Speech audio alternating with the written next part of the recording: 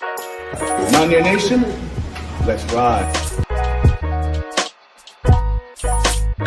But Don Nehlen's Mountaineers enjoy walking in where angels fear to tread.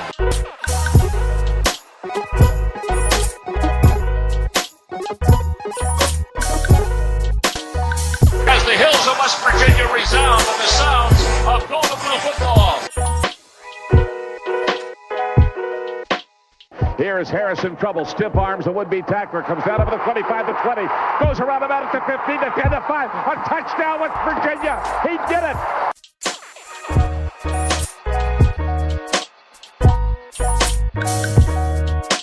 Takes the Slater one-on-one with the defender. Look at Pat White. West Virginia football. You know what that's about. They don't know what it's about. West Virginia football. Football, people.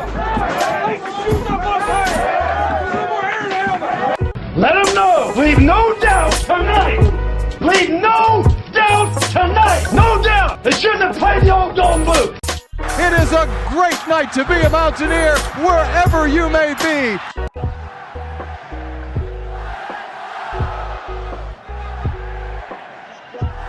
And now, the show brought to you by Mountaineer fans for Mountaineer fans, the Country Roads Webcast. What's going on, Mountaineer Nation? Welcome into Season 5, Episode 155 of the CRW Podcast. Got a jam-packed show here for you today, so we're going to do things a little bit differently. Rather than our traditional segments of off-topic babble, Mountaineer news, and then our main topic, me and Bradley are actually just going to have a conversation where we delve in on a variety of Mountaineer sports topics, going from WVU basketball news to basketball transfer news, football transfer news, even throw in a little WVU baseball there. So plenty of Mountaineer sports topics that we discuss here on Season 5, Episode 155, and I can't wait for you guys to hear it. But before you do, just wanted to give you guys a quick reminder, if you would, do us a favor. If you're watching this on the video side, if you're a viewer of this episode of the CRW podcast, whether it be on our YouTube channel or over on the WVSportsNow.com website, where you'll find a lot of great West Virginia sports content, as well as our show there, and we're really appreciative of the Sports Now family of networks.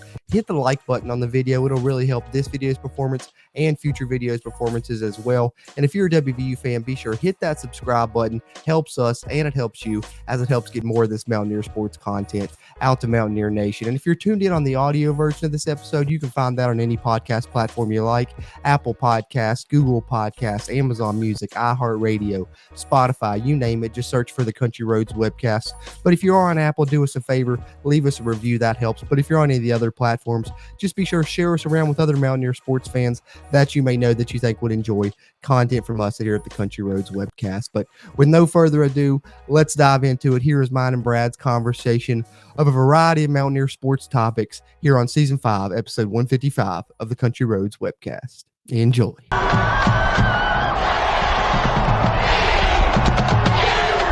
All right, and joining me here on Season 5, Episode 155 of the CRW podcast, here our WVU Football Spring Wrap-Up episode, if you will. But as I said, we'll be covering all kinds of topics from Mountaineer basketball to Mountaineer football. Got transfer news in both sports, and we're going to cover a lot of it. Do a little bit of a rundown here, but joining me here is one of our co-hosts at the CRW, of course, the one and only at Big Bubba Brad, CRW on Twitter there, as you see if you're watching on the video version. But the one and only Bradley. What's going on, brother? Not much, man. Just started a new job. It's going pretty well. Tiresome, but it's big steps up for me. So I've been enjoying it. Absolutely, that's good to hear, man. I'm glad. Yeah, glad to hear it. Glad to hear it's going well. And speaking of things going well, West Virginia has had some things going well, especially on the basketball side for the transfer portal. We thought it was all, glitz and glamour this offseason for the Mountaineer basketball program, and then today we really came to a stop there. Hit a little bit of a wall on the good news and got a little bit of the other side coming out today. Actually, the day that we're recording this, interestingly enough, we were already planning to record today, but then this news broke, so kind of had to throw it in here to the news topics, and it's kind of the elephant in the room, so wanted to get it out of the way to talk about, and that is, of course, Bob Huggins' future with the WVU basketball program now being a little bit in question. So I wanted to share both of the statements from Bob Huggins and from the university on Twitter that came out today in regards to the situation. I'm sure you guys know about it. Not going to touch on it here exactly what was said and where it was said, but if you haven't heard, it was on a radio program in Cincinnati that Bob Huggins was on. He discusses a little bit in this stadium, but you can surely find it for yourself. It's hit a lot of national news outlets by this point, and the story is already very big just within a few hours of it happening. West Virginia has made their statement as well, which we'll get to momentarily. But first, Bob Huggins' statements in regard to the situation that's ongoing with the West Virginia basketball program. He says, earlier today on a Cincinnati radio program, I was asked about the rivalry between my former employer, the University of Cincinnati, and its crosstown rival, Xavier University. During the conversation, I used a completely insensitive and abhorrent phrase that there is simply no excuse for, and I won't try to make one here. I deeply apologize to the individuals I have offended, as well as to the Xavier University community, the University of Cincinnati, and West Virginia University. As I've shared with my players over my 40 years of coaching, there are consequences for our words and our actions, and I will fully accept any coming my way. I am ashamed and embarrassed and heartbroken for those I have hurt. I must do better, and I will. So that was Bob Huggins' statement. And then the university shortly after followed up, releasing a statement of their own, as was expected, I'm sure.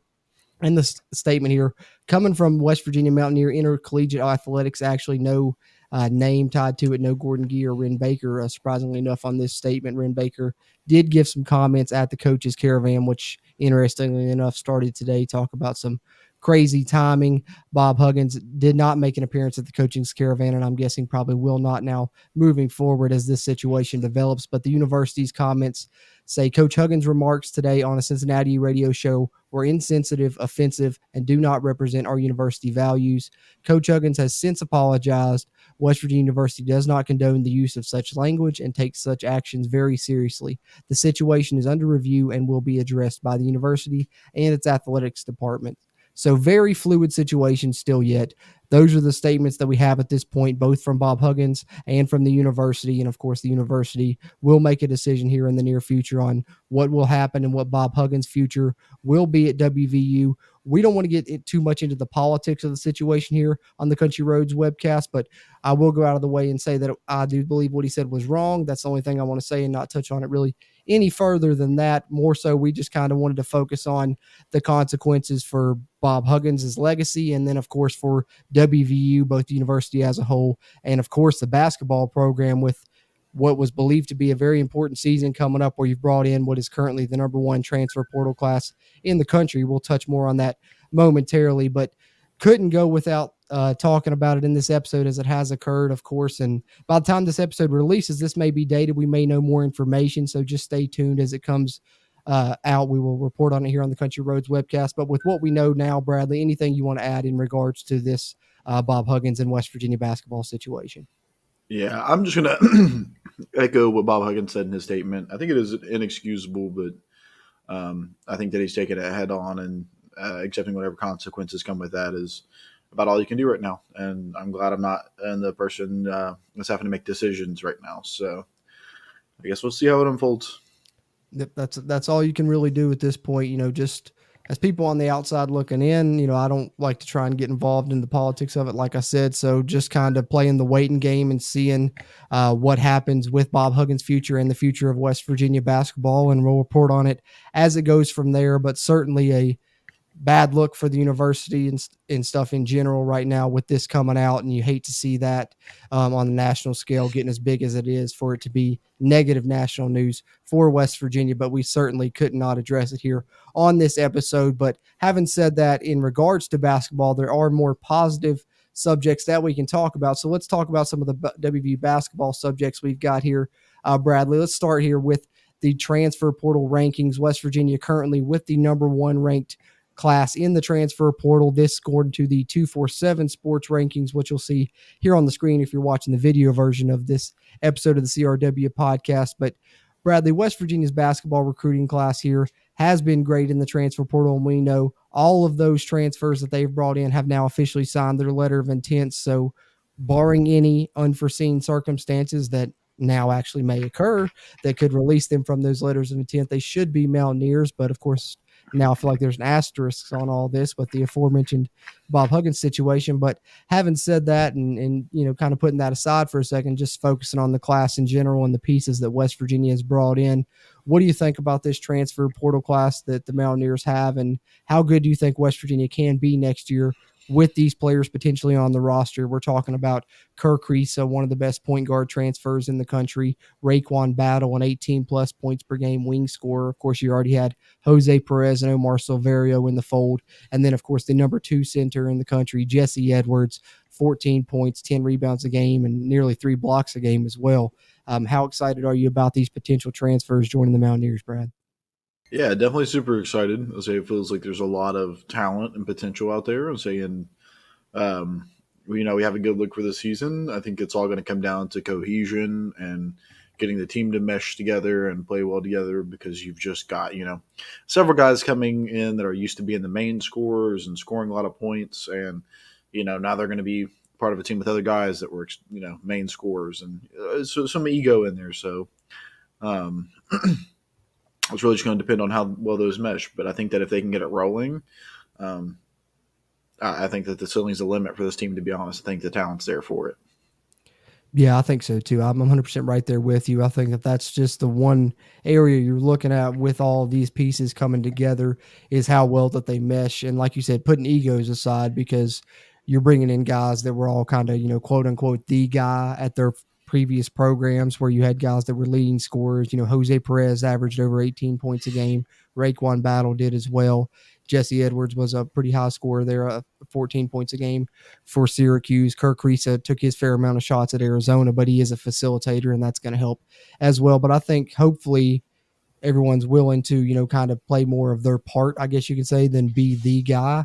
But also in that same token, you're going to still have to have someone step up. So you got to hope that doesn't create problems when you're trying to find out who that person is that you're going to go to, in the game situations and things like that. But I think certainly the talent level is there, and it's shaping up to be one of the most talented West Virginia basketball rosters we've seen in quite some time, pending it turns out the way that it looks like it's going to turn out right now.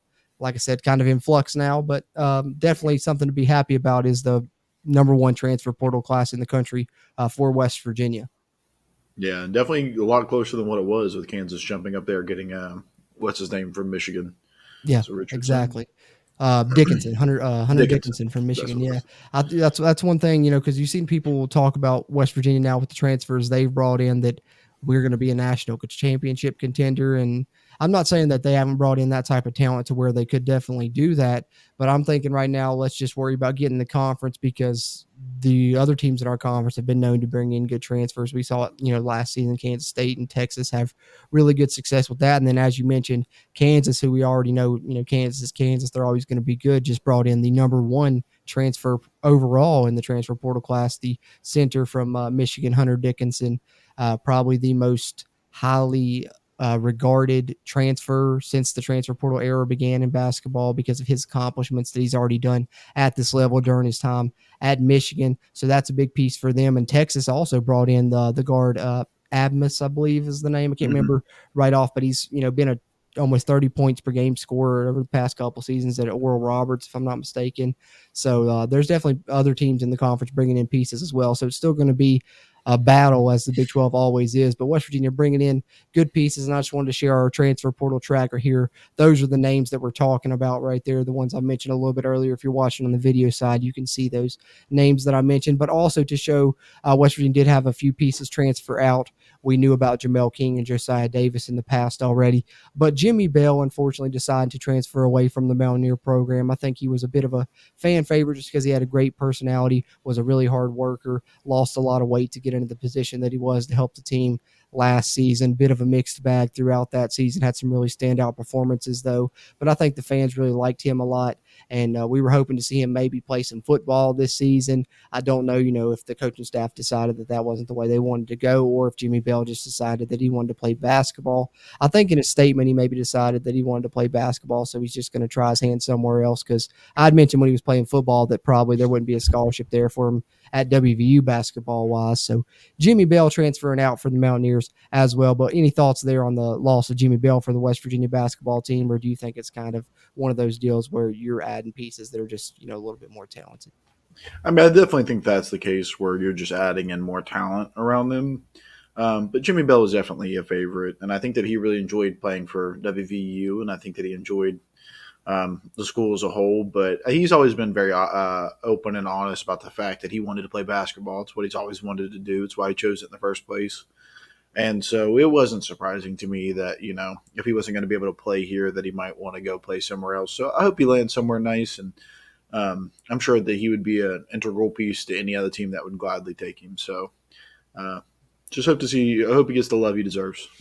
Agreed. Well said. I think that, you know, the one thing that I said when he transferred was just hopefully he just doesn't end up in conference and we don't have to face him, because I think I seen UCF had reached out and someone else maybe. So hopefully just don't go to the Big 12, Jimmy. We don't want to have to face you, and then you have, you know, the whole revenge thing going for you, because that didn't work out in our favor with Jaylen Bridges matchup. So I'd rather not face Jimmy, and I'd like to see him do good though wherever he ends up, as you said. There. Once a Mountaineer, always a Mountaineer. Absolutely. Absolutely.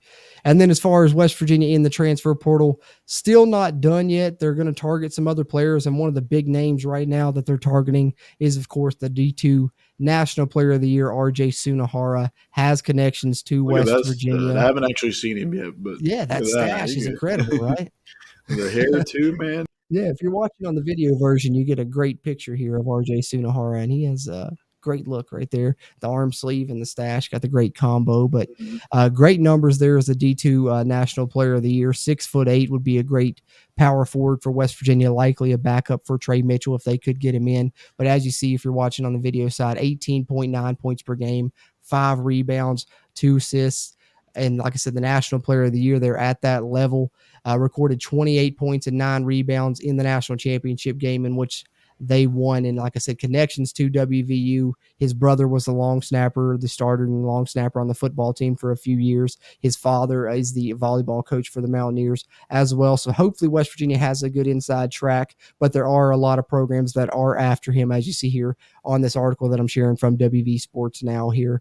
Ethan Bach's tweet says that he has visits scheduled for Georgia, Notre Dame. But the thing that I like is West Virginia is getting the closing visit between those three, if you will. He'll be visiting West Virginia May 10th to May 12th. So coming up here soon, depending on when you're listening to this episode. But Brad, do you like our chances to get RJ Sunahara, and do you think he could be the final piece the Mountaineers look to add in the transfer portal, or do you think they could still maybe look to add one more?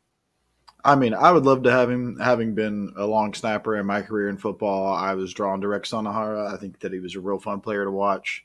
And he had a good personality, so I feel like his brother's probably going to be along those same lines. So I'm hoping on that last visit he doesn't actually even leave Morgantown. He just stays. Absolutely. You know, bring a bag with you. Move in with that Dad. Always helps is when we get that final visit. Absolutely.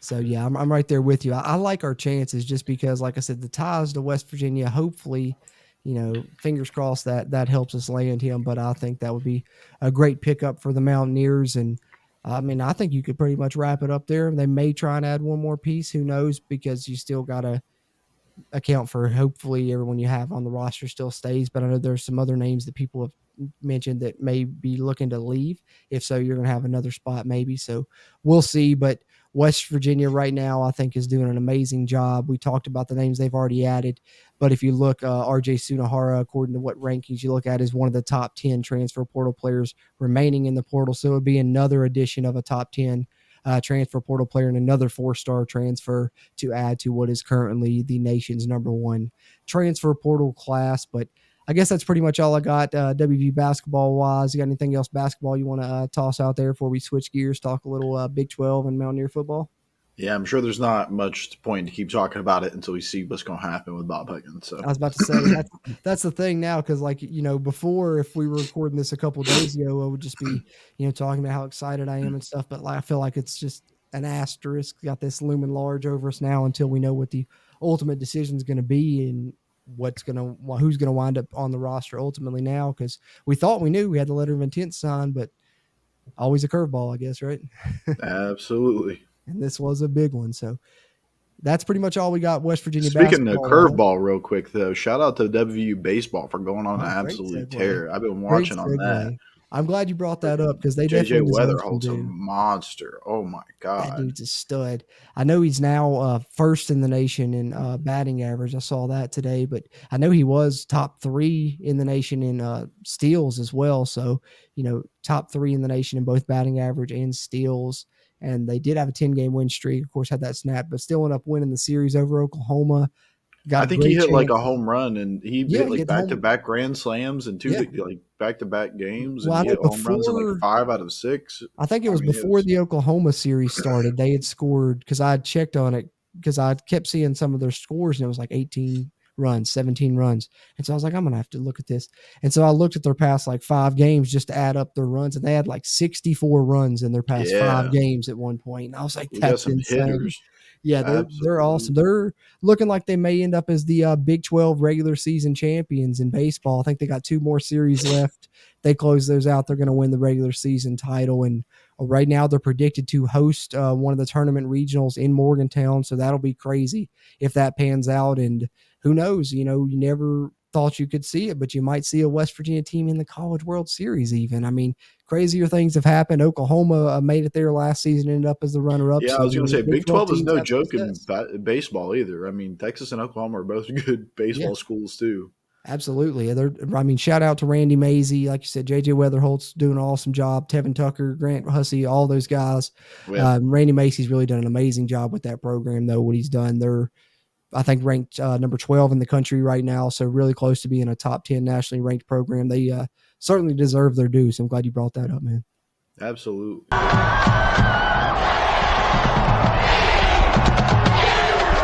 Before we get hone in a little bit more on WVU football specifically, there are some Big 12 topics I wanted to touch on a little bit.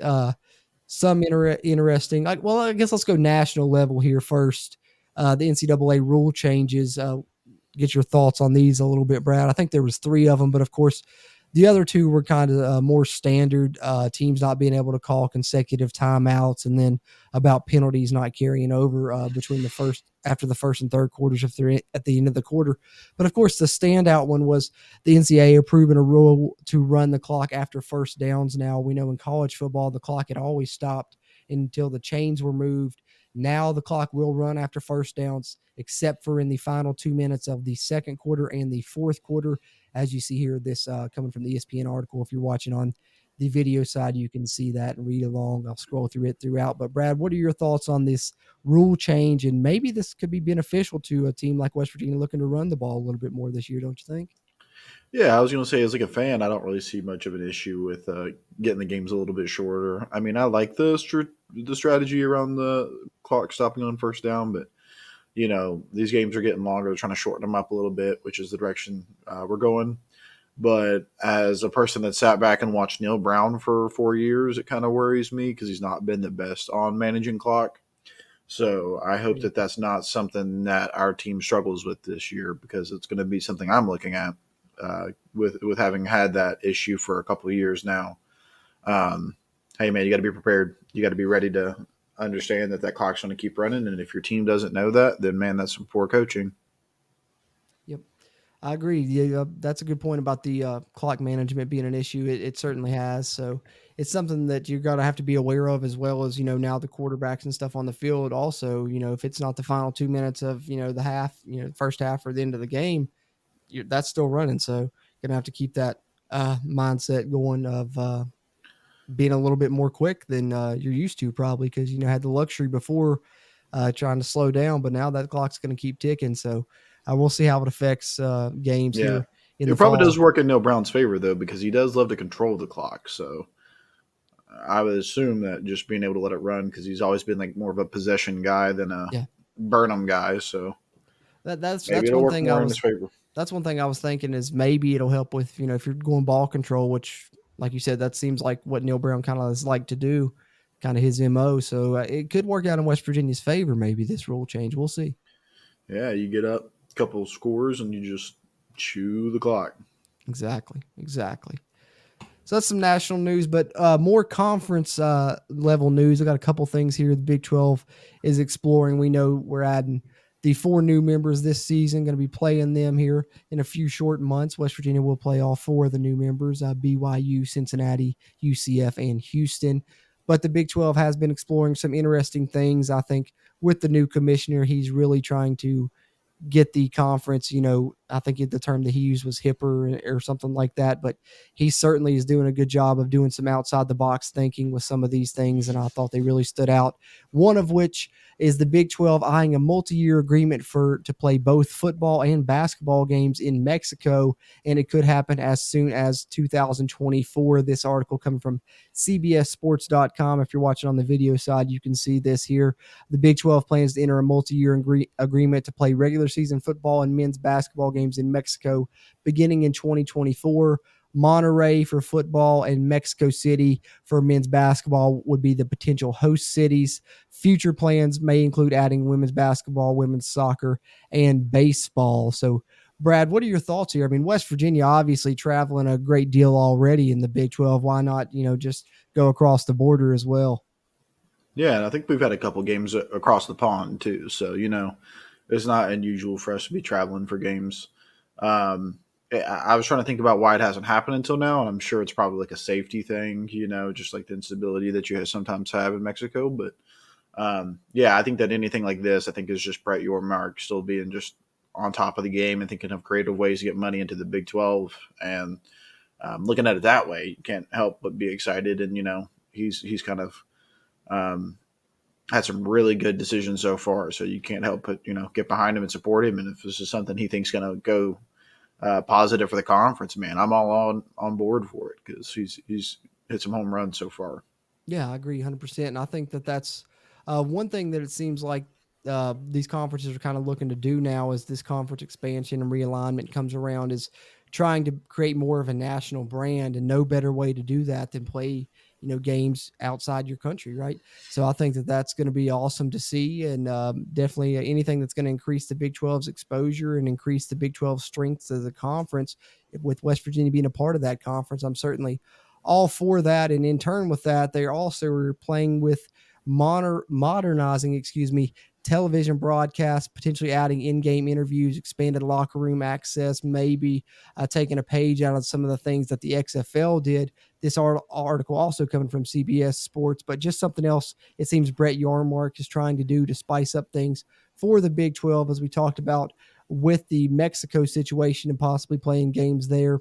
The Big 12 Conference and its media partners are exploring avenues to modernize football broadcast. Dennis Dodd confirms live in-game interviews, expanded locker room access, and coaches wearing mics were concepts discussed during Big 12 meetings between football coaches and administrators back in the spring when they had those in Scottsdale, Arizona. So I thought this was pretty interesting as well, Brad. Any thoughts on some interesting stuff like this the Big 12 is trying to add? Yeah, again, all good ideas. So I'd love to see them implemented.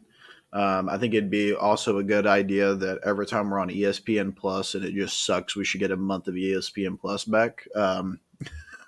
If you can work that out, that would be nice, because sometimes ESPN Plus is just dookie. It's bad.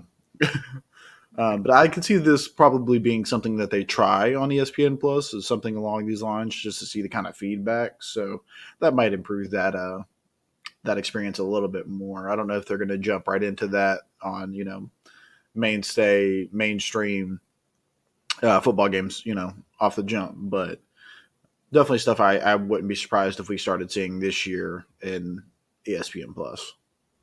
Yeah, that would be a great way to upgrade it, because like you said, they definitely need something. A lot of those ESPN Plus games, you're lucky if you get the graphic line for the first down marker on the field or anything like that. So anything to improve ESPN Plus broadcasts, I'm all for. And like I said, might get more people to subscribe to it, to be honest, because right now people are not very excited. Yeah. Because I'm sure there's people that just wait till their team has a couple games on there and they'll subscribe for a month and then unsubscribe. So, you might get some people that stay on there. Yeah, I know. So that's probably the majority of people, to be honest. But I think it's good for the Big 12, so it's probably going to be good for West Virginia. But before we dive in on West Virginia specifically, I guess I should say, there is one final thing I guess we could touch on briefly, and that's conference realignment rumors. I don't delve in on them too much because I'm not in the know enough with that stuff. But there is a little bit that I do know that I've been able to gather, and it's basically the Big 12's TV deal that was recently signed, which I don't know the exact amount, but I know it's through 2031 for a decent amount. The Pac-12 is currently negotiating their TV deal. The announcement on that should come out in the near future. And pretty much what I've been hearing is that it's believed that if it is not, close to getting the compensation that the Big 12 got, as well as having it be on television, because there's been rumors that some of the things that have been offered to the Pac-12 are streaming only. And so they, of course, don't want to have a more minimized brand than any of the other national conferences. But if either of those things aren't close to what the Big 12 is offering, when the Big 12, has national television, not just exclusive streaming, and has good money, if the Pac-12 deal is not adequate in those situations, then it's looking like there are a couple teams that potentially bounce to the Big 12, Colorado being one of the main ones that's been brought up, and Arizona as well.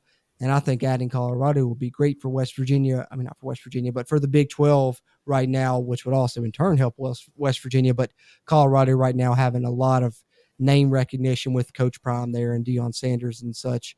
We'll touch more on Colorado, maybe not so much of a positive light here in a bit. But having said that, Brad, what are your thoughts on kind of these conference realignment rumors as we wait to hear about the Pac-12's TV deal? And we know the Big 12 has flirted with some of these Pac-12 schools in the past. Do you think the Pac-12 is kind of on its last legs, or do you think it can be revived, much like the Big 12 was revived when they added the 4 schools that are coming in this year? I don't know, man. This conference realignment stuff is kind of just nutty because I know that like the ACC is on better footing, but is it really? You got some schools that kind of went out of the ACC, and we know how top heavy the ACC is and just about everything they do. I do feel like the Big 12 has positioned themselves to really be a strong contender.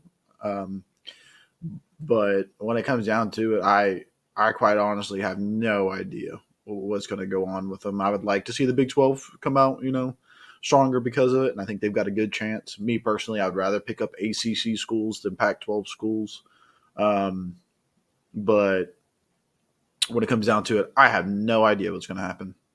Yeah, it's a guessing game for the most part. It really is. I'm going to be interested to see what happens with this TV deal with the Pac-12, because I think we're going to get a lot of answers then, because if 1 or 2 teams leave that conference, then the Pac-12's all but done, because they're kind of at that tipping point right now where they need to do something to kind of save the conference, much like the Big 12 was in when they lost Texas and Oklahoma and we're down to 8 teams. They were kind of at that tipping point that if another team or 2 left, that could have been it for the conference, but everyone stayed put. They brought in the good new teams and they got a great TV deal. And I think the Pac-12 teams are kind of in that phase right now where they're just kind of staying put, seeing what's going to happen. And it's that tipping point of, all right, are we going to stick together, bring in some new teams, trying to strengthen this conference, or are a couple of us going to leave? And that's going to be it, because I think that's all it's going to take. And once that starts turning, who knows what other conferences that may affect. You're looking at Clemson and Florida State and the ACC. If either of those move, that's going to hurt that conference. And like you said, I would love to see the Big 12 pick up some of West Virginia's old rivals from that conference, get Pitt, Virginia Tech in the conference. That'd be awesome. But definitely just wanted to touch on that as the Pac-12 TV deal looms. But let's dive in here on our main topic, of course, and that's Mountaineer football. That's what we want to talk about.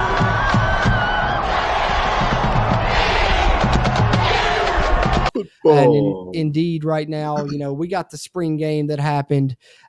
We can touch on that a little bit if you want to, Brad, if you want to provide any thoughts on that. Of course, I know the people are going to want to talk about the quarterbacks the most. Other than that, I'm going to bring up some transfer stuff. But anything on the spring game or spring practices you wanted to touch on, as I guess this kind of does serve as our WVU football spring wrap-up episodes. What were your thoughts there as the spring closed with the Gold-Blue game a couple weeks ago now? Yeah, absolutely. And we kind of talked about this on our live stream last time we got a chance to talk about it. Right. So if you guys wanted a more in-depth breakdown of that spring game, definitely go check that out. Yeah, man, I thought it was a good-looking spring game. It got me excited. I personally am right now leaning towards the Garrett Green train. The guy looked good, and he's got me convinced. And, hate to see Tony Mathis leave. I think that's happened since the last time we had our live stream. So, yep. I kind of personally felt like somebody was going to leave that room, and if I had to pick one, it probably would have been Tony Mathis. I think that he's the one that's impressed me the least. But, some people took it as a dig for us to be suggesting that he was leaving because of depth chart issues. But it's the truth. It's what happened, man. And it has nothing to do against Tony Mathis. That guy could be an elite Power 5 back at anywhere. And he's going to have that chance. Or he can be a dominant group of 5 back that runs it on his own. So Tony Mathis is a hell of a football player. Just that room that we have right now is unbelievably strong. Yep. I agree 100%. It's nothing against Tony. I think he's going to be a great player, and I wish him the best wherever he ends up. But I think it's, like you said, more of a testament to how deep West Virginia's running back room is and how much talent is in that deep running back room. We've seen it already with the guys that we've seen in the past play. C.J. Donaldson, Jaylen Anderson last season really bursting on, and Justin Johnson's, of course, been here for a couple years. But then specifically talking in that spring game, we saw it from the freshman Jahiem White break that long touchdown run, have other couple explosive runs. And I think that that's something that he's going to bring to the table. And I think, maybe when those other running backs saw that, they said, well, that's going to be some, carries coming for him in the fall. So, you kind of got to plan accordingly then, because I think Jahiem White has a bright future for West Virginia. And then, of course, you're still bringing another freshman in, DJ Oliver, into that room throughout the summer once we get to fall camp as well. So I definitely understand why Tony left. And I think I wouldn't be surprised if, honestly, another one hits it before the end of the season. Yeah. I was about to say, that's one room where you're going to have to be looking, And unfortunately, it's probably going to be either your main guy or my main guy. So. Yeah, hopefully not, but we'll see. We how got a it little plays thing out. going on where, Jorden and I are trying to debate out who's the number 2 back, especially now that Tony Mathis is gone. I'm still believing in Justin Johnson, and he's got Jaylen Anderson. I'm a Jaylen Anderson guy. Yeah. I got a feeling whichever one of those doesn't get the number 2 is probably going to be the next man marching out the door.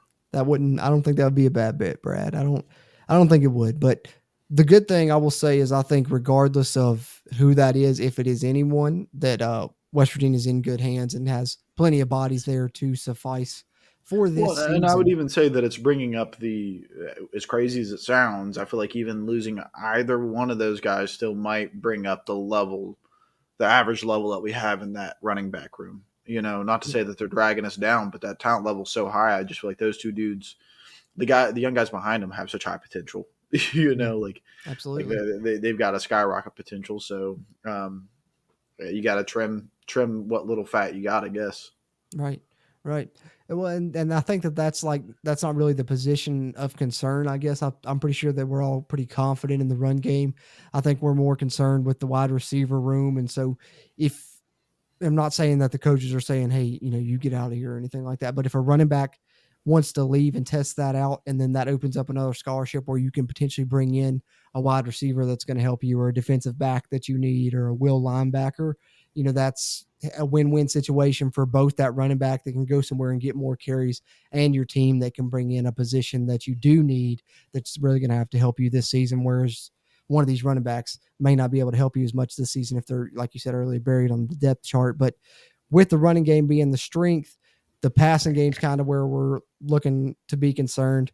I agree with you. I think Garrett Green stuck out the most in the spring game. He had the best numbers as well. Certainly looks like he's ahead in the competition right now, but we know that will head into the fall. But how about the wide receivers, Brad? Who stood out to you there? And what do you think about the wide receiver room heading into the fall? Hopefully, in my opinion, I think the Mountaineers still need to add at least one more body to that group. But of the names that we saw, who did you like?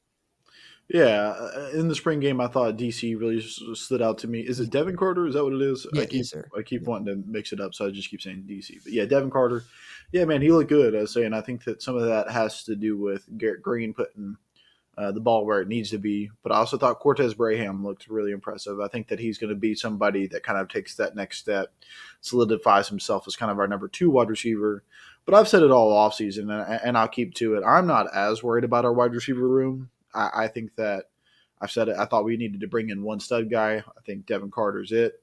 I think maybe one more supplemental piece after that, and we thought we might have had that in Jaylen Ellis. Turns out that's not the case, and I should have a lot of faith in our freshmen coming up. I think Rodney Gallagher is going to be a legacy talent. I think that he's going to be next level, and I wouldn't mind seeing him getting a start in there as early as possible, to be quite honest. And Traylon Ray, I just want to see these guys. I think that they've got a bunch of talent, And I think that we've struggled as a team to just let freshmen kind of get in there and learn, make mistakes, grow, And so I'd be okay if we don't even go for another wide receiver. I know they feel like they need it, but they know more about their team than I do. They understand their dynamic and what they've got going on. But Preston Fox had some good looking times last year, and Jeremiah Aaron has had his moments where he's come along, and Jarrell Williams. These guys have been in the program for a little bit. Let's give them a chance.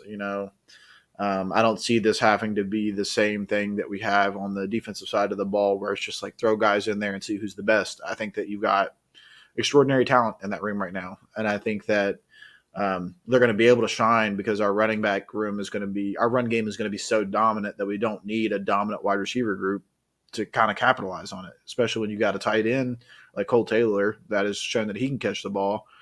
Right there is your next wide receiver. I don't see the need to really go out and get another one, quite personally, but I don't get paid millions of dollars to coach a football team.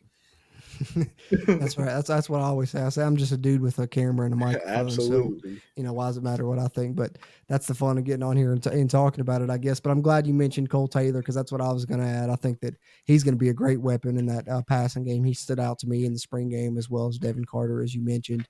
But Cole Taylor, definitely a tight end, open by birth, as Neil Brown likes to say, with his great size, 6'7".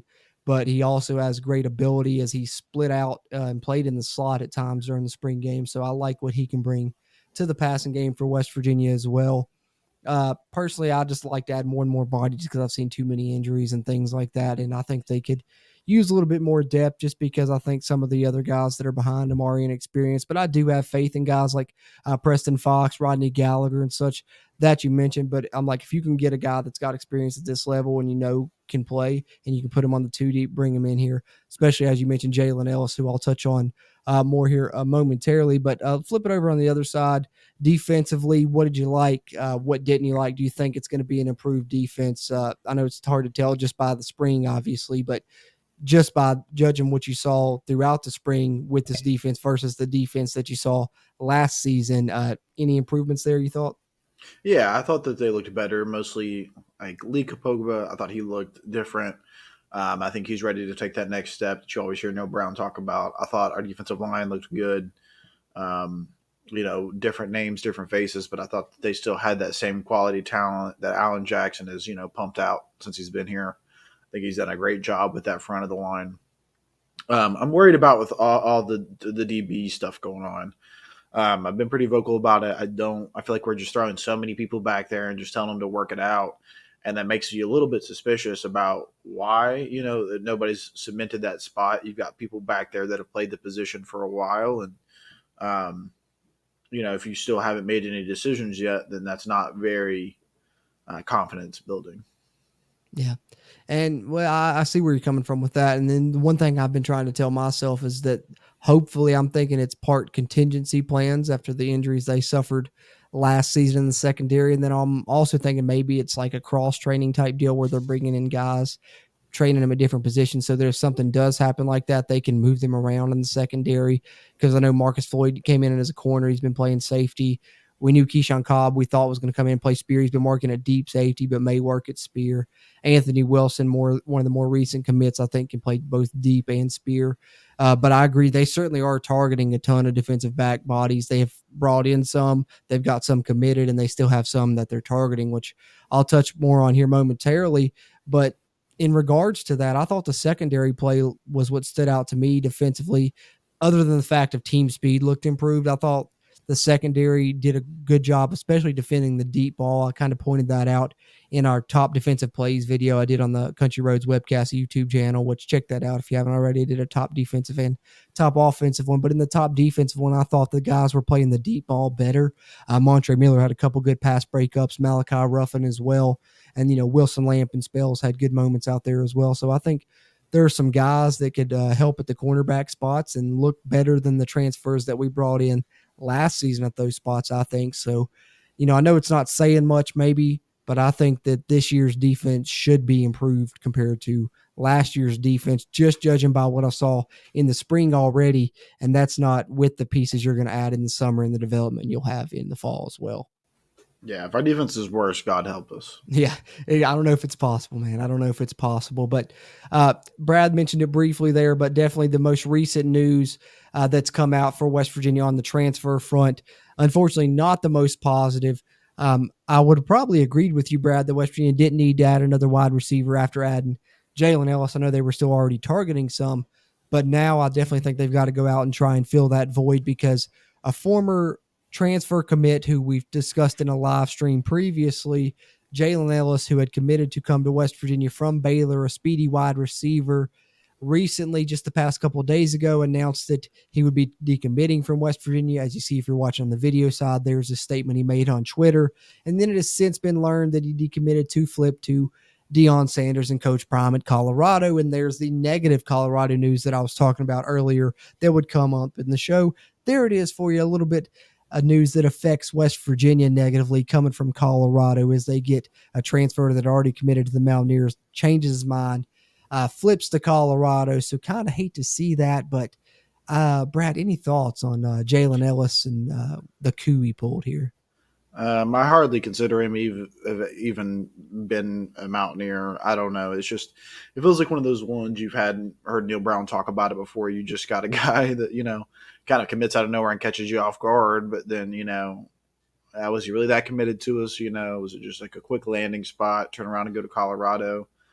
I guess I could see the draw to Colorado, but me personally, I don't think the Colorado experiment's going to be good. I don't think there's going to be a good outcome because, certainly not this year. I don't think it can. Yeah, definitely. And I don't know how you I feel like you kind of have to do good this year because if you do bad, then I don't know. I guess you can't do any worse than what Colorado's already doing, going 1-11. So, yeah, I guess why not take a shot at it and just see what happens? Well, they've got a couple from us already, Taj Alston, and then I guess, Jaylen Ellis, if you want to consider him from us. I mean, he committed to us, wasn't ever a Mountaineer really, but they've got us on a couple guys, I guess I could say.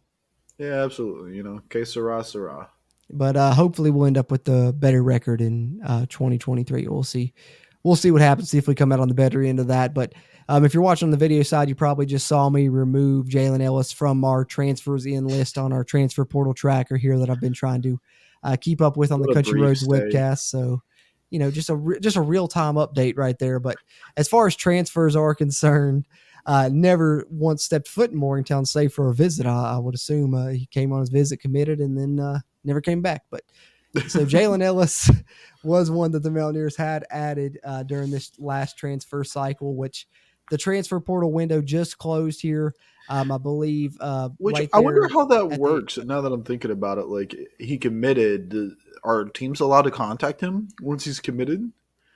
Technically, I think no? that answer is no, but unless you're in the transfer portal, you can't be talked to, but he definitely decommitted and immediately committed to Colorado. Yeah, I guess the way because I thought about that as well. I guess that the NCAA considers it you're still in the portal technically until you sign a letter of intent. Maybe that's the way I kind of assumed. Think about that. Yeah, I guess that's the workaround there. That's a smart answer. Yeah, I guess that's the workaround because. But yeah, if you're asking if I think that there was, what's the word? Tampering. Yeah. If you're asking if I think there was tampering, I would say so. Yeah. Yeah. But as far as this transfer cycle, this latest transfer portal window just closed, I believe, on April 30th.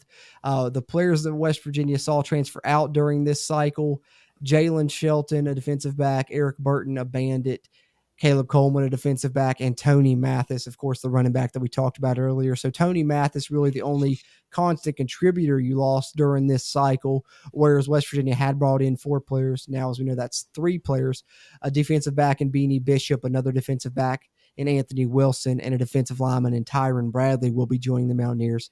As you see the list of transfers in here, if you're watching on the video side, and transfers out, the full list there on the screen. But Bradley, as far as the transfer portal this offseason and the Mountaineer football team is concerned, we know the West Virginia basketball team did an amazing job. The football team, I don't think is quite on par with that, but I think overall they've done a better job this offseason than last season, especially when you're talking about what you've lost. I don't think they've lost anything that's quite as detrimental. The two big ones probably Prather and Jorden Jefferson that you lost in that opening cycle. But I think West Virginia's done a good job bringing in pieces to really help this upcoming season. And I think specifically when you're talking this most recent transfer portal window, West Virginia really did a great job. I think pretty much all the pieces that they brought in outweigh the pieces that they lost, save for Tony Mathis being the exception there. But what are your thoughts on the transfer portal job West Virginia has done up to this point? And I do want to add, although the transfer portal window is closed, West Virginia can still add people because players that are in the portal can commit, and the windows do not apply to graduate transfers either. But having said that, Bradley, what are your thoughts on the football team's transfer efforts? Yeah, I definitely give it a better grade than I would have given it last year. We definitely lost less significant pieces this year. So I would say that that's the biggest positive this year. The transfers in, I'm not going to get high on any of them because I got really high on the guys we had coming in last year, and some of them just did not produce to the way I thought that they would. So to that, I'm going to say sight unseen. I don't know what those guys are going to bring in, but when it comes to losing players, I definitely don't feel like we have lost as much as what we had lost in the last year or two. I'd agree with you. I think that they've done a good job of bringing in pieces that really fit the needs of this team for this upcoming season, and a lot of the pieces that they've brought in seem to be better fits than the ones they tried to plug in last season, and hopefully that remains true with some of these other three that have not got to campus yet. Beanie Bishop from Minnesota, Tyron Bradley, the defensive lineman from Abilene Christian, and then Anthony Wilson, the defensive back from Georgia Southern, a safety that I'm really excited about. But West Virginia is still targeting transfers, as I said. Let me scroll down here. These are some potential transfer targets for the Mountaineers. If you're watching on the video side, you can see the Mountaineers have offers out to 3 wide receivers. Jaquay Jackson from the Division II level. I've talked about him before. I really like him. Lamonius Craig from Colorado has a West Virginia offer, and most recently they've offered Keon Coleman, a wide receiver from Michigan State. Defensive lineman, West Virginia has offers out to several as they're still trying to add there, and then several offers out to defensive backs as well. Those are kind of the players West Virginia is still targeting. One of those that I wanted to highlight, though, was these defensive linemen, Tomiwa Durojaiye from Kentucky. West Virginia seems to also be battling Colorado, possibly for his services. But the good news for West Virginia is that he has recently visited, and West Virginia is in one of his finalists there. So do you think that this would be a big get for West Virginia, landing this Kentucky defensive lineman after the Mountaineers unfortunately missed out on a defensive lineman? I think we all kind of was hoping and maybe expecting to commit Antoine Powell from Florida. I know we talked about him on a previous live stream on the Country Roads webcast. He'd been rumored to commit to WVU, ultimately ends up at Virginia Tech. West Virginia looking to add a defensive lineman. What are your thoughts on Tomiwa Durojaiye, Brad? Yeah, I think he's got a lot of potential. I think that's, even though we have some good guys on that defensive line, I feel like we could use a little bit more depth in there, and he looked really good in Kentucky when I got to see him. So I'd be excited to get him on campus for sure. Yeah, absolutely. 6'4", 278-pounder, 4 years of eligibility remaining. So that's definitely a big sticking point, is those multiple years of eligibility you could get from a guy that already has that great size and has been in a college program over at Kentucky. So hopefully the Mountaineers are able to land him. Look out for him in the future to announce his commitment. I'm sure that'll be coming soon. He's been making visits over the past couple of weeks I've seen. So West Virginia will hope to add him to the transfer portal class, but other players they are targeting as well. They're looking to add defensive linemen, another wide receiver, and wouldn't rule out another defensive back and maybe even a linebacker. I think West Virginia's current scholarship count is at about 80 now after the loss of the commitment of Jaylen Ellis. So about 4 or 5 scholarships remaining for the Mountaineers, and they'll try and fill those spots throughout the summer as we head into fall camp and build this 2023 Mountaineer football roster. We'll report on those transfers as they're added here on the Country Roads webcast. But having said that, Brad, any thoughts on transfers or roster when it comes to West Virginia football? And then I got a couple other little fun notes in regards to Mountaineer football we can touch on before we get up out of here and end our conversation here on Season 5, Episode 155. But you got any other thoughts transfer-wise or roster-wise?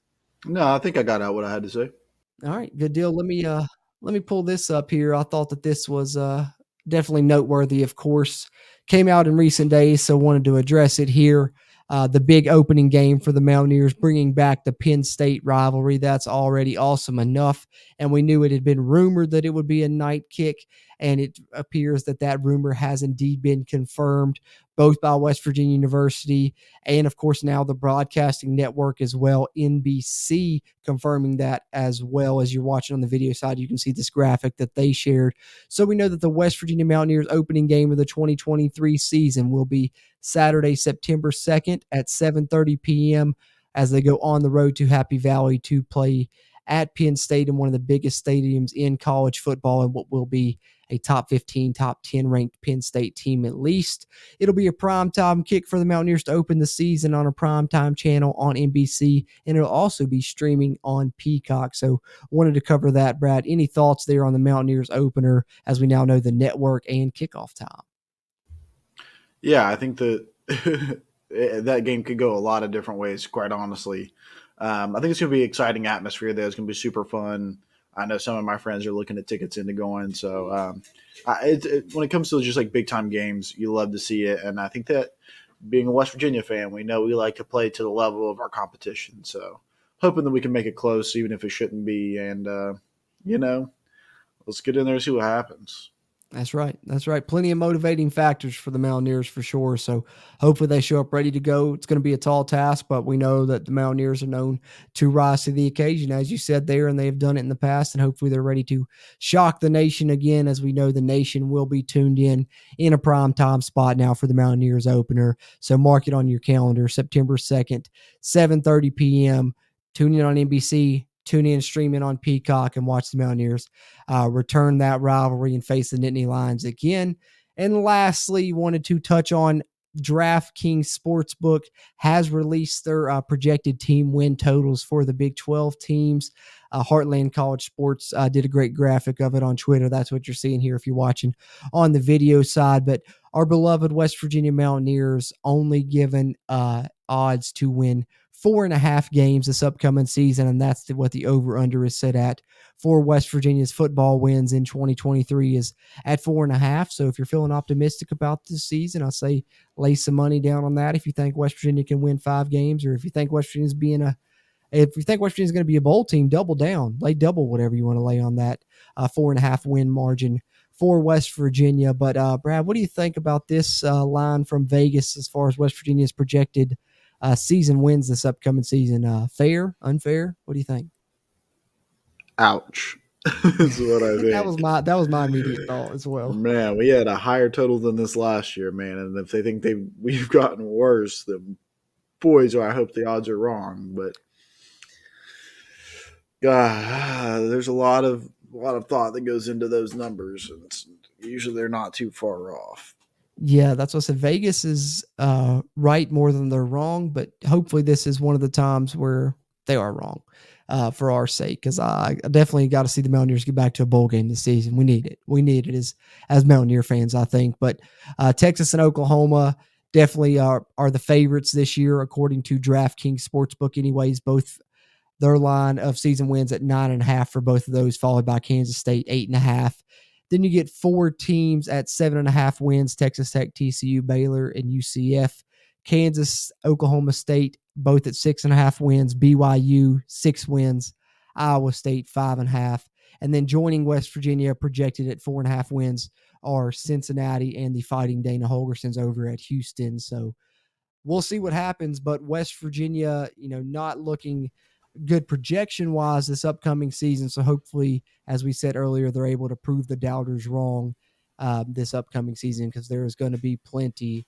If Vegas is going to be any projection of what the national media outlets are going to think of the Mountaineers this upcoming season, they're going to be having to prove some people wrong. But I guess that's pretty much all I got news topics wise. No, we wanted to do this episode a little bit differently, not our usual topics. Instead of having our usual segments of off-topic babble, Mountaineer news or whatever, just an intro and then our conversation, kind of conversating about the topics that have been ongoing in Mountaineer sports here since we've last had a chance to have an episode with you guys. I know they're kind of few and far between throughout the off season, but here just a couple months away, we'll be kicking off season 6 of the podcast already. Hard to believe, season 6 of the Country Roads Webcast right upon us, and season prediction roundtable right around the corner. So we'll have plenty of WVU football coverage coming once these fall camp rolls around, and probably looking like plenty of WVU basketball things to talk about in the meantime as well. So we'll have plenty of coverage over on the Country Roads Webcast YouTube channel. If you're listening to this episode on the audio side, be sure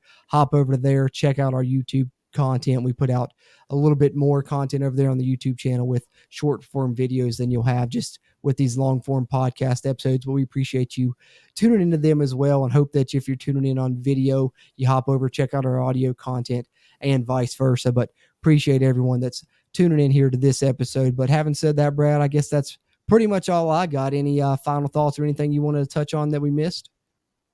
Nah, man, it feels pretty good. It was a nice one. Absolutely. Always fun. Glad to get another one under our belts and get back together for an episode here of the CRW podcast. Follow Brad on Twitter at Big Brother Brad, CRW. And then, of course, follow the Country Roads Webcast on Twitter as well at WVU Country Roads. We appreciate that. And then we're Country Roads Webcast, Facebook and Instagram. And, of course, you can find the podcast on any audio platform you like, Amazon Music, iHeartRadio, Apple Podcasts. If you listen on Apple, leave us a rating. That helps. Google Podcasts, Spotify, any of those platforms you're on. If you're a WVU fan, share us around. That really helps. But if you're on YouTube, hit the like button. Be sure and subscribe us up, whether it's on audio or video. But we appreciate you guys tuning in. Appreciate Brad joining me here for a great conversation about some Mountaineer sports here on Season 5, Episode 155 of the CRW Podcast.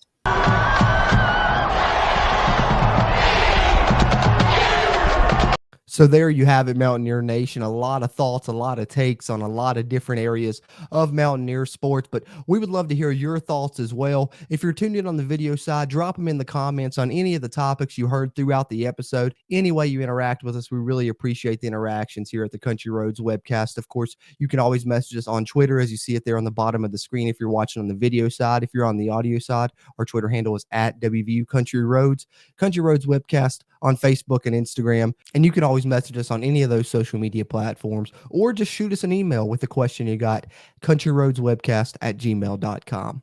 Appreciate you guys tuning into this episode. Be on the lookout for another one coming in the near future. And as always, if you're listening on the audio side, be sure hop over to the Country Roads Webcast YouTube, where you get more exclusive Mountaineer sports content other than just these long form podcast episodes you'll find here on the audio side. But we really appreciate you tuning into this episode of the Country Roads Webcast. We'll have more coming here in the near future, and look forward to bringing those to you guys as we cover Mountaineer sports as the basketball offseason develops now, with some news that will be looming, as we now talked about in this episode. And of course, the football team continuing to build their roster for this 2023 West Virginia football squad, as we look forward to that season as well. And then how about the baseball team? I know we mentioned them a little bit, but they're in the midst of what is probably the greatest season in WVU history. Got a chance to be Big 12 regular season champs. So hopefully they bring home that title, and who knows how far that road may go. Personally, I'm one that hopes it ends in the College World Series, but either way, hosting a regional in Morgantown is going to be something